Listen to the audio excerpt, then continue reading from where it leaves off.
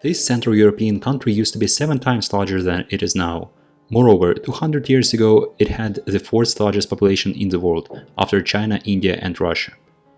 How did this small landlocked nation manage to maintain its high rankings on the list of countries by GDP per capita? The main reason for modern-day prosperity is industry, that the country managed to build up while Austrians controlled a vast empire. Knowing that Austrians speak German, one might think that Austria is just a small alternative version of Germany, that it is actually very similar to it. Such assumption is a tremendous simplification. To begin with, unlike most Germans in Germany, Austrians are Catholics. Secondly, Austrians have always formed a privileged social strata in a multicultural empire, where they made up less than a quarter of the population. Thus, a significant percentage of Austrians have been working as top government officials, officers, doctors, lawyers and engineers for generations. The wealth coming from southern and eastern parts of the empire allowed many ancestors of modern Austrians to enjoy luxurious lifestyles and perceive high levels of education as something common. No wonder knowledge and experience was passed through generations and contributed significantly to the development of what we now call human capital. Even after the empire collapsed as a result of Austria-Hungary's loss in the First World War, Austrian administrators, engineers and other high-skilled workers managed to efficiently cooperate to build a social market economy that relies on high-tech industry. Nevertheless, Austria couldn't have become so large and powerful without its neighbor, Hungary. There have been numerous examples in world history when a dynastic marriage led to short-lived union between two different nations. Nevertheless, the most prominent example was probably Ferdinand I marrying Anne of Bohemia and Hungary in 1521. This single dynastic marriage started the process of building a multinational empire in the center of Europe. Austrians, Hungarians, Czechs and several other nations would live in a single political entity for several centuries. One of the few political factors that actually united all these diverse ethnic groups was the struggle against the Ottoman Empire, that was extremely powerful in the 16th century and sought to expand westwards with tremendous speed. In 1528, the Turks, who already controlled most parts of the Hungary, tried to conquer Vienna, but eventually failed to do that. Nevertheless, hostilities continued for decades, and the Ottoman threat disappeared only in the 18th century. Being one of the victors in the Napoleonic Wars helped the Austrian Empire to secure its dominant position in Central Europe. In fact, few European powers could rival the vast empire with a large population of more than 30 million people. Nevertheless, there was one factor that threatened the empire's development and prosperity: the growing discontent with the privileged position of German speakers, who constituted less than a quarter of the population and lived primarily in the western part of the empire.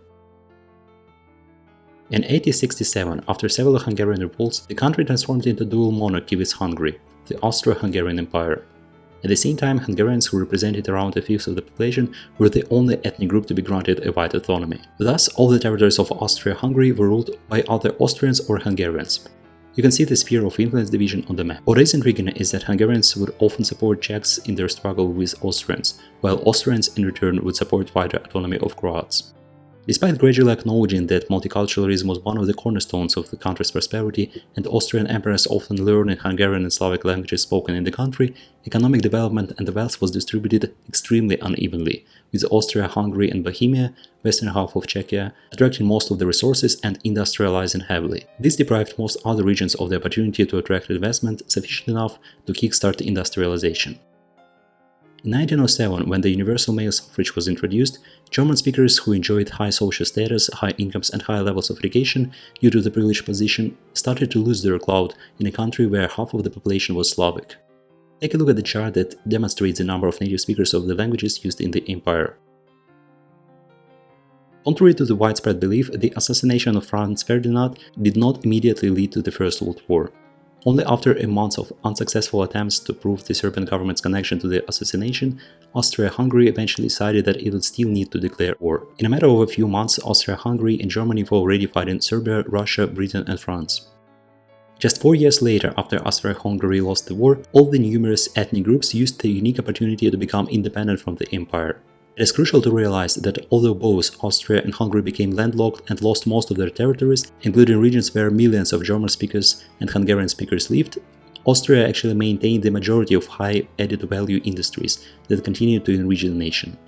The only significant loss in terms of industrial output and economic potential in general was Bohemia, western Czechia, that could boast numerous efficient industries.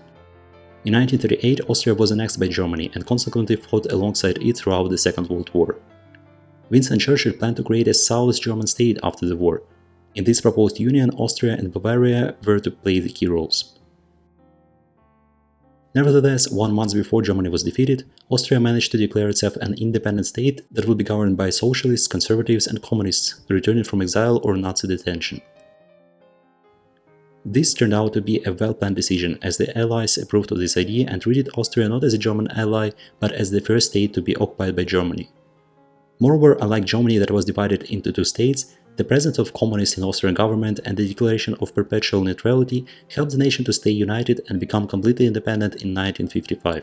It is also worth mentioning that even before the full independence, Eastern Austria was the only Soviet-controlled territory to receive Marshall Plan funds.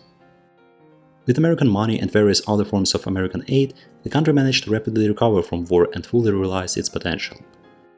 The country's growing population that can find jobs in the real center of the economy that focuses on high added value products is one of the significant factors that contributes to the growth of the export-oriented economy.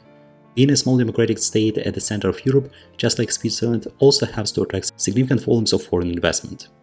Moreover, businessmen and millions of international tourists that come to enjoy the country's ritual cultural heritage and mountain skiing in the Alps spend remarkable sums that make up 10% of the country's GDP.